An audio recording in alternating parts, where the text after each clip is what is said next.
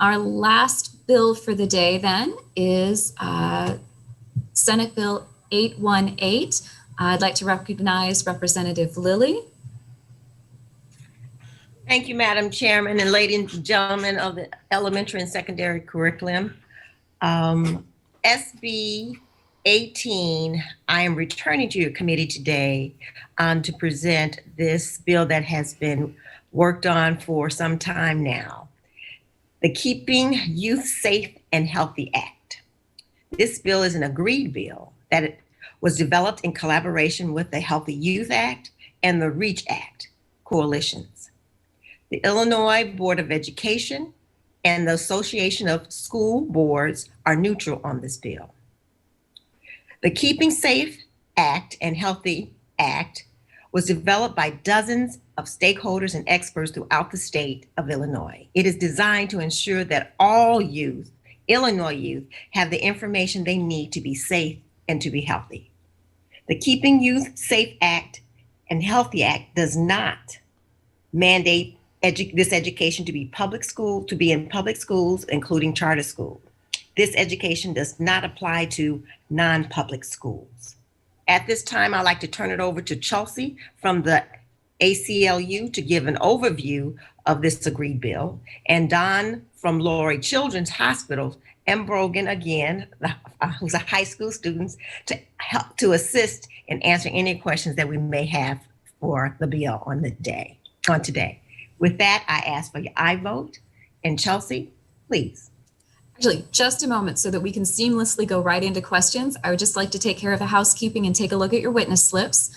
On the last Senate Amendment number 4, there were 150 proponents, 125 opponents, and 2 listed as no position. And with the permission of the committee, we will read those into the record at a later time. In which case, if the witnesses would like to determine who will go first and simply state their name for the record, we'll go ahead and proceed. Thank you. Thank you so much, Chair Musman, for having me here today. Oh, and thank you, Representative Lilly. Do you want to go ahead? No, please proceed. Thank you, Representative Lilly, for your leadership, and to you as well, Chair Musman, and the rest of the committee. As Representative Lilly said, as promised, we are back with the bill from the Senate that is the Keeping Youth Safe and Healthy Act. And the Illinois Healthy Youth Act and the REACH Act are really proud of the work that we've put into this legislation and the collaboration that has gone into this legislation. And the Keeping Youth Safe and Healthy Act combines, takes provisions from both pieces of legislation and also has new provisions that we worked on together. As Representative Lilly said, this bill is permissive. It does not mandate this education. What this bill does do is it directs the State Board of Education to develop learning standards in the areas of comprehensive personal health and safety in grades K through 5 and comprehensive sexual health education in grades 6 through 12 that align with the national sex education standards. In addition, this bill includes a 5-year data collection component. It maintains the parental opt-out provision. It also allows for the State Board of Education to post resources on their website to support teachers in implementing this bill.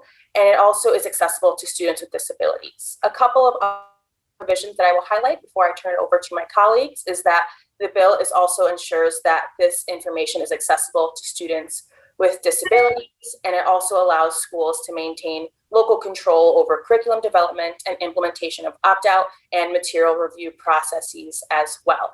Lastly, it does include HIV/AIDS training for instructors and includes a section on consent that is also permissive for grades through K through 12 if schools so choose to teach it. And with that, I'm happy to hand it over to my colleagues to introduce themselves before we take questions. Dawn, do you want to go next? Sure. Thank you so much, Chair Musman and Representative Lilly. My name is Dawn Ravine. I'm the Program Coordinator for Sexuality Education at Lurie Children's, and I've been teaching in ways that are consistent with this bill for about 20 years, and happy to speak to anything around classroom provisions and how this works in practice. Thanks for having me. Yeah, and if I could jump in, my name is Brogan Long. I'm originally from DeKalb, Illinois, but I attend the Illinois Math and Science Academy in Aurora, Illinois. I have a lot of experience with sex ed and how it can be implemented in a good way and how it can be implemented in an exclusive, not so good way. So I'm definitely willing to answer questions as far as the student perspective, and I'm really happy to be here today. Thank you, Chairman Musman. We'll have any questions from the committee.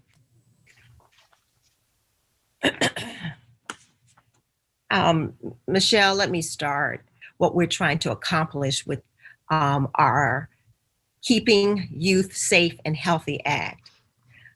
Once again, it is really important that once you read the bill, you'll find out there's a number of instructions that is being talked about. And we are creating standards.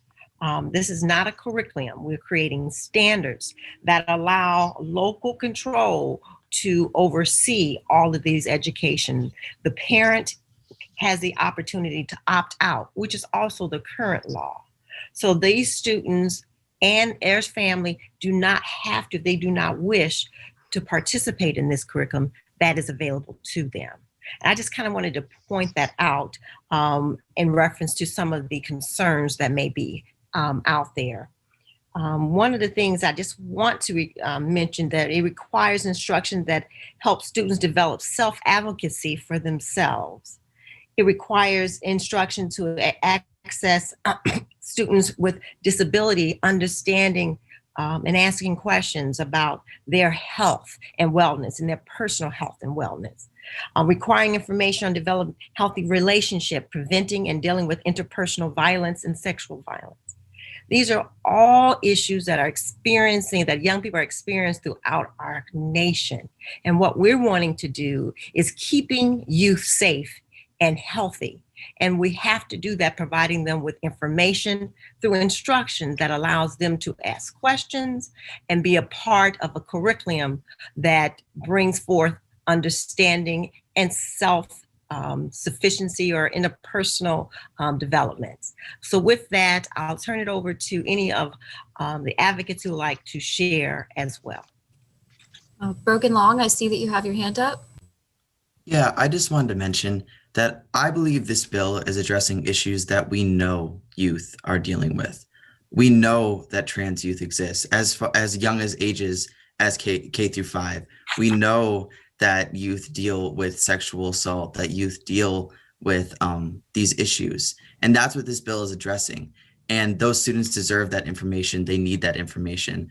To add on, although we might not like to think that this is what's happening, students as young as 6th grade are engaging in sexual activity, including gay students, and they also deserve to have that information in order to do those things safely. I would just say that it's important to acknowledge that these aren't issues that we're anticipating. We're not just overreaching. These are issues we know students my age and even younger deal with, and that's what this bill is addressing. Thank you, Brogan. Ms. Ravine? I would just like to add professional educators, especially in this subject area, professional health educators, science educators are very thoughtful and we're very deliberate about making sure that our students are prepared and not scared, that we're providing developmentally appropriate information so that our students can communicate effectively with parents and caregivers and healthcare providers as they're growing up. I think it's important to note that when you look at the standards, they're in age groupings. So they're talking about sort of learning objectives by the end of a certain age, right? So by the end of 5th grade, by the end of 8th grade, and so on. So that's an important component as well. I also just wanted to clarify, there's lots of research around the instruction of sexuality education. And one of the pieces that we know very clearly from many, many studies over many years is that comprehensive sexuality education does not increase the rate of sexual activity in students. It does not show in any way to increase the likelihood of a young person becoming sexually active. If anything, what we've seen is very thoughtful consideration. We've seen a decrease as students have had more and more access to information. Nationally, in the Youth Risk Behavior Survey, we see a decrease over the last decade in sexual activity among young people who have access to this information. So it really allows, again, students to be prepared, make thoughtful decisions, and what it does do is ensure that students are more likely to be accessing healthcare and be making safe decisions. Thank you. Okay. And moving on to questions, I see that Representative Willis has been waiting. Thank you so much, Madam Chair. It's not so much as a question as to some comments. As you are well aware, this committee also heard the REACH Act, which I was the chief sponsor on. And the two coalitions heard what was being said in committee and got together and worked and combined our two bills, the Healthy Living Act and the REACH Act. And this is the result of that. I cannot stress enough how important it is to recognize that we work together to come forward with an agreed bill, something that everybody could take away and be proud of. We took out the mandates, and that is the most important thing that people need to recognize. I personally still feel we should mandate, but that's my personal issues. That mandates are gone now.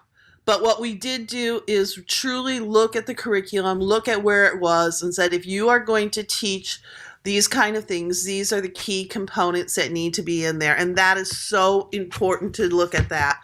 And whether you like certain things or not, that's not really, shouldn't be an issue. It's important to realize that this is age appropriate.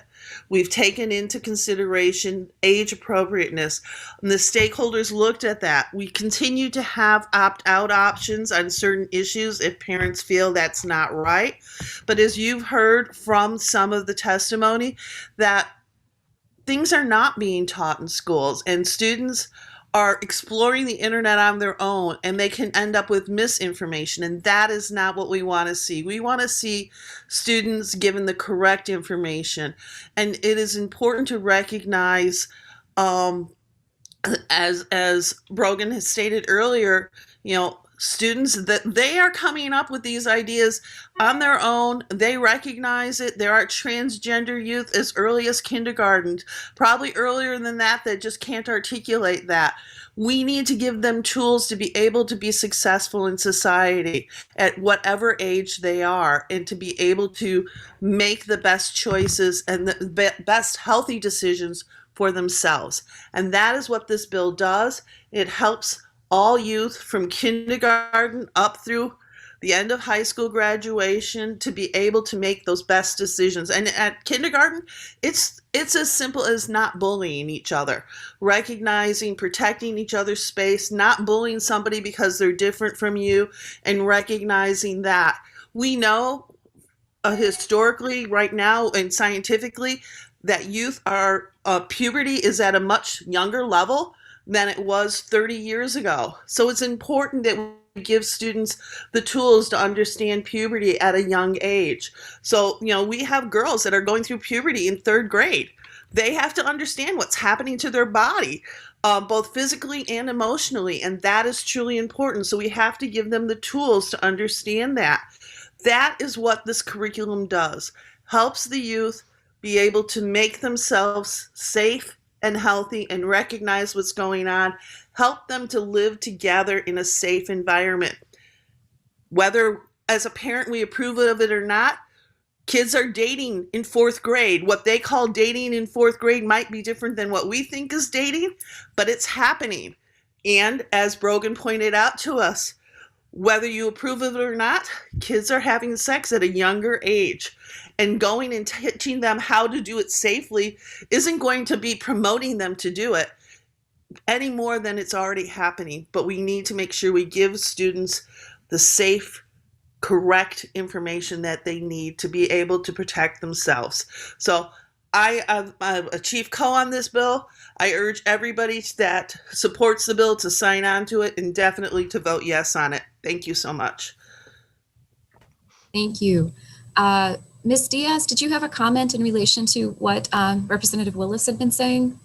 Yes, I just wanted to follow up because Rep. Willis, and thank you for your leadership, Rep. Willis, reminded me that there's an important provision that I didn't mention in the bill that I wanted to make clear to the committee, that this version of the bill, the Keeping Youth Healthy, Safe and Healthy Act, does not make any changes to the Critical Health Problems and Health Education Act. So that is another example of our working together with folks with different stakeholders for this bill. And so there makes no changes to that bill. It has no effect on non-public schools. And so I just wanted to make that clear and explicit for the committee. Thank you.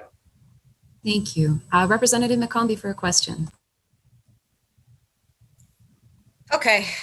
I don't know where to begin. First off, just for the record, I think we need to state that it is not an agreed bill. It may be agreed between ACLU, Planned Parenthood, and the sponsors of all of the bills that make this bill, but it is not an agreed bill. I think that needs to be stated on the record very clearly.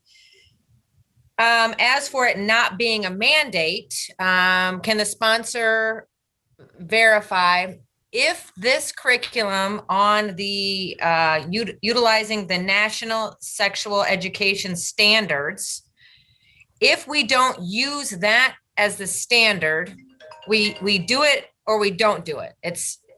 So you're saying it's not mandatory, but if we don't use that curriculum, we don't teach sex ed in schools. Is that correct?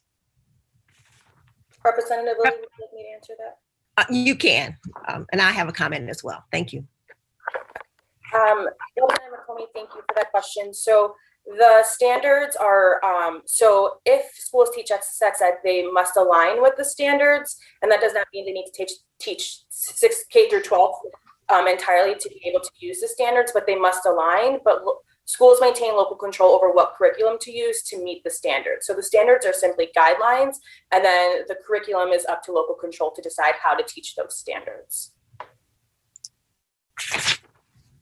And again, I just wanted to state the curriculum to align with the standards is really what's important, because what's been happening, we have not been doing that. And we want to make this legislation a better bill. So that's why it was important to bring the standards forward at the national level. So I want to make sure that that's clear. But thank you, Representative, for your question. Okay, so this is the national standards. Who from the inside of the jacket, there's Advocates for Youth, Answer, Sex Ed Honestly, and SECUS. I think I'm saying that right. Sex Ed for Social Change.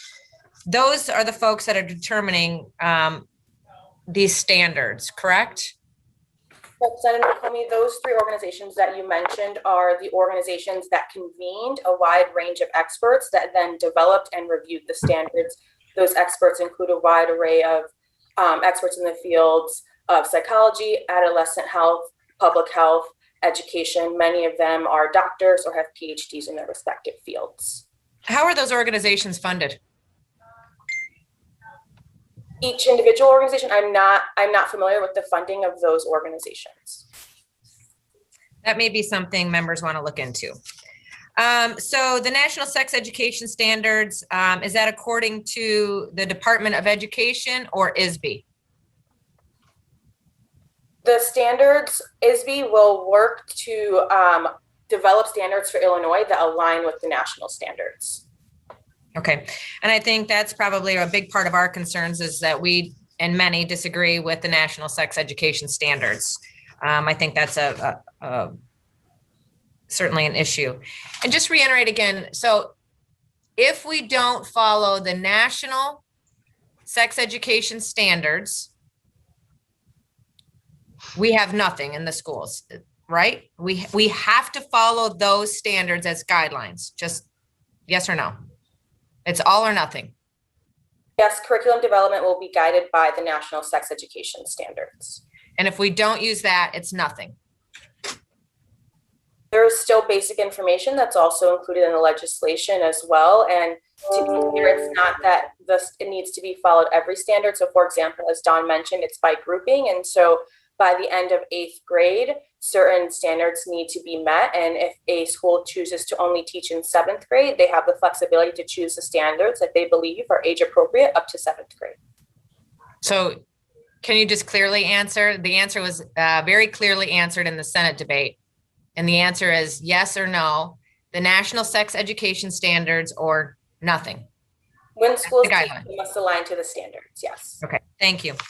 And we talk about this not being a mandate, so that makes it a mandate. It's one or the other. And the other that I feel it needs to be, and it's not going to be changed, is an opt-in.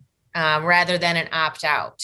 And I think it's apparent to many teachers and parents that the curriculum is often not known.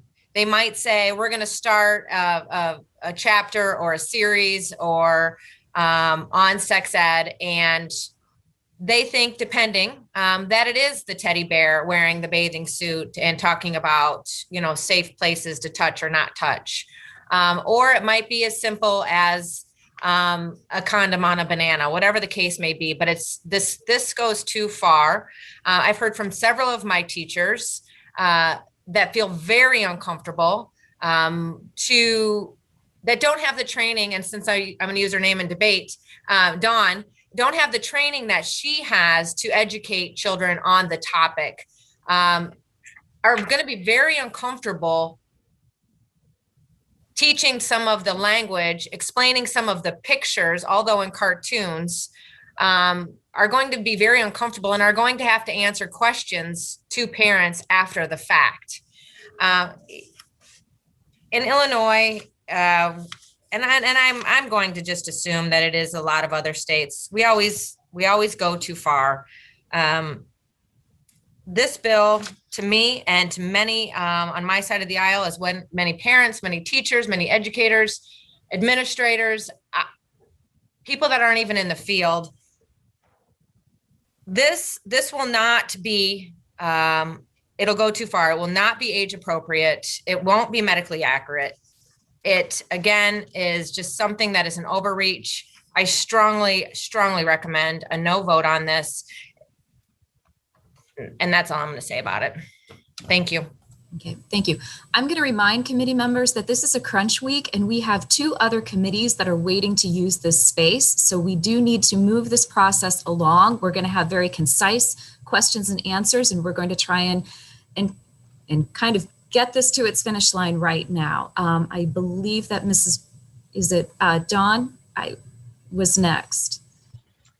Yeah, I just want to express, when we work with schools and school districts, much of what's already being provided across our state is in line with this bill and really just backs up schools in doing what they're already doing really, really well, and provides some additional guidance to ensure inclusivity. So it doesn't change their core curriculum. So for example, if a school district already has a beautiful 5th grade curriculum that community is really has been involved with already, and a 7th grade curriculum that they feel good about, and then maybe a 9th grade curriculum that's sort of common for a lot of the schools we work with, some safe, unsafe touch-up lessons in those early grades, they can still continue to use those materials. It just provides them some additional backup and update. And in doing this work, it is quite rare for families to opt out, but occasionally families do. And then schools are able to provide them with materials if they want to do some conversations at home. So I just want to stress that that doesn't change. Most of what's being provided will not change. And most families, we are very transparent in our work. All schools and teachers really work hard to be, and it is quite rare for parents to opt out, but it's an option that they have. Okay, quick comment from Mr. Long. Yeah, I just wanted to mention, by saying no to this bill, you're basically saying that LGBTQ plus people that we know exist, as well as pregnant and parenting youth that we know exist, don't deserve to receive this information from a trusted source. It is my opinion that's what saying no to this bill does. And I believe, as an LGBTQ plus person, as a gay man, as a gay youth, that we deserve to receive that information from a trusted source and not just the internet. Thank you. Thank you. Representative Vice Chair, I believe you've been waiting some time. Thank you, Madam Chair. I'll try to be very brief.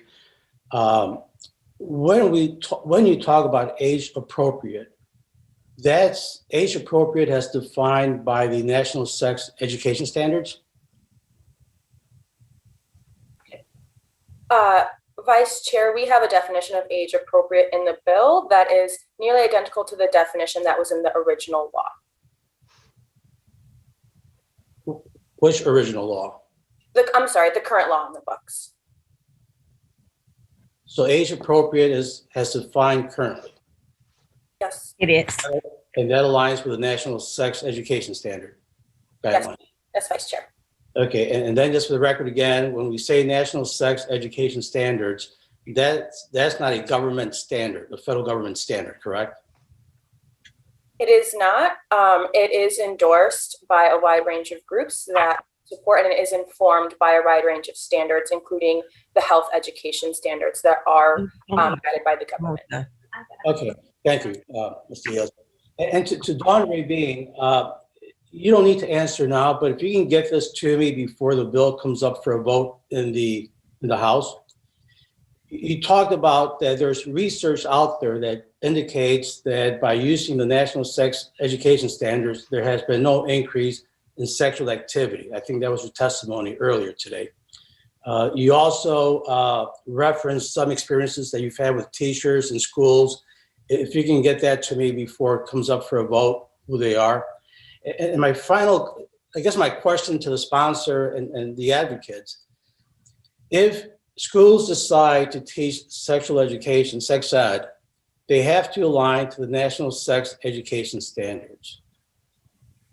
If they don't, then they can't teach sex ed at all, correct?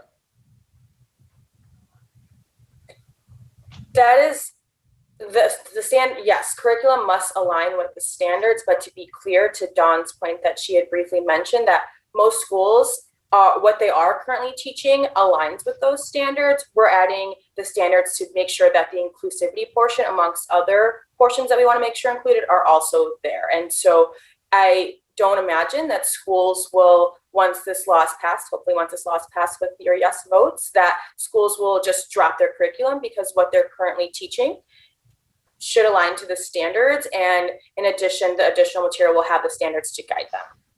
Okay, and those would be my final 2 points. I'm not sure exactly what that looks like based on the conversation today. And I'm very concerned that if schools opt not to teach sex ed at all, I think they should. I think it has to be updated. I'm just not clear how that looks like. So again, Rabin, Dawn, if you can get that information to me before it comes up for a House vote, I would appreciate that. Madam Chair, thank you. And I do want to remind the committee that the state of Illinois passed statute actually just a few years ago that indicated you do not have to teach sex ed, but if you teach sex ed, it must be medically accurate and age appropriate. Therefore, we really are not making significant changes to what we've already requested that our schools teach. Representative Morrison, and let's keep it quick, gentlemen. We want to be off this call in 10 minutes. I was just going to ask the sponsor. So, Madam Chair, you referenced an update to the sex ed curriculum a few years ago. Representative Lilly, that was your bill, wasn't it? Or do you recall, does anyone in the body remember who was the sponsor of that bill a few years ago? Okay, and Rep. Lilly, was that your bill? I passed a bill of comprehensive sex ed, medically correct and age appropriate, beginning in 6th grade. Is that the bill you're referring to? Yes. Okay. So what this bill would do then is just push the standards K through 12. Yes. Okay. All right. I don't have any other questions. Thank you. Okay, Representative Crespo for a follow-up quickly.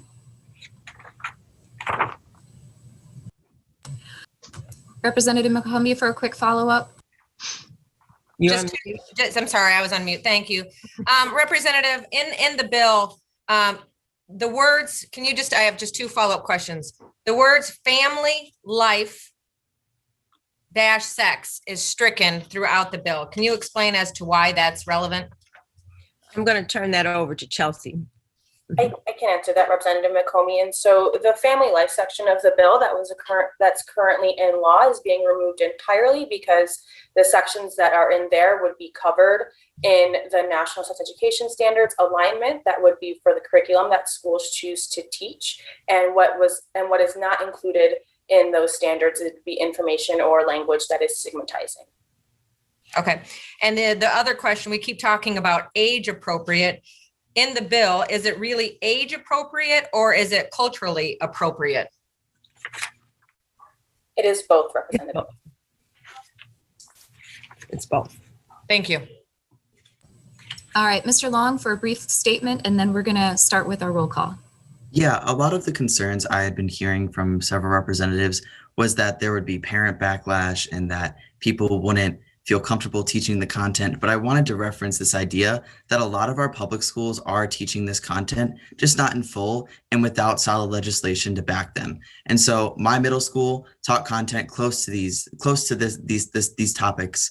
My high school, which is one of the top 10 public schools in the country, tried to teach content close to this. But what they ran into is they didn't have solid legislation to back them. They didn't have solid legislation to say to these parents, this is what we're required to do by the state. And that's what this would do. These schools want to be inclusive. They just need this guidance. Thank you.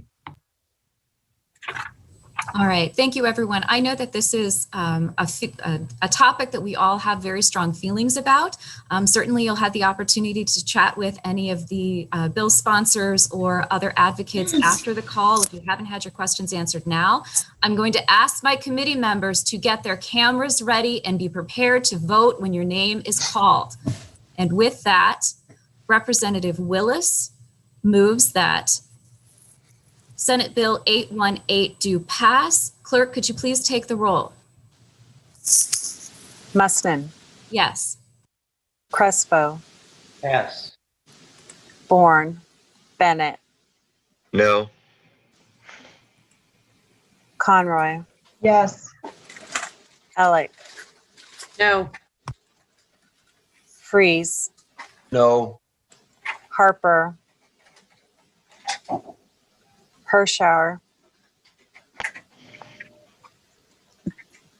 Hurley, Not mandated. I'm yes. LaPointe, Yes. Manley, Yes. Mason, Mayfield. Yes. Mayfield was a yes. Yes. McCombie, No. Morrison, No. Reich, Severin, Stewart, Yes. Swanson, Vela, Yes. Willis, Yes. Yang Roar. Yes. You have 11 voting yes, 5 voting nay, 0 present. I think that I'd like to vote yes, please. I was going to say, I think that we had a number of people who didn't respond. Can we go back through and check those? Sure. Okay. Harper. Harper. Hirschauer. Yes, I was yes.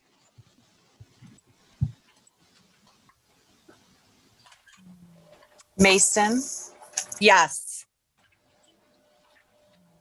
Reich. Severin. Swanson. I was a no. Okay, that's 13-6-0. Chair, I think I voted pass, correct? You did vote yes. Crespo, correct? No, I said pass.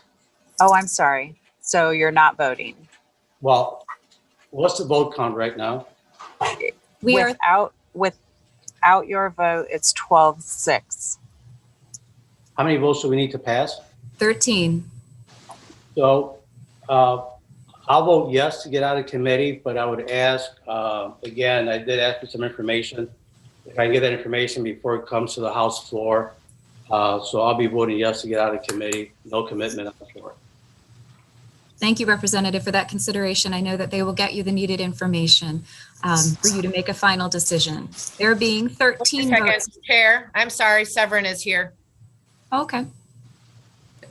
Clerk, could you? Severin, No. Okay. Is there anyone else who was unsure whether or not their vote had been acknowledged? Okay. So we have 13 votes in favor, 7 voting opposed, and 0 voting present.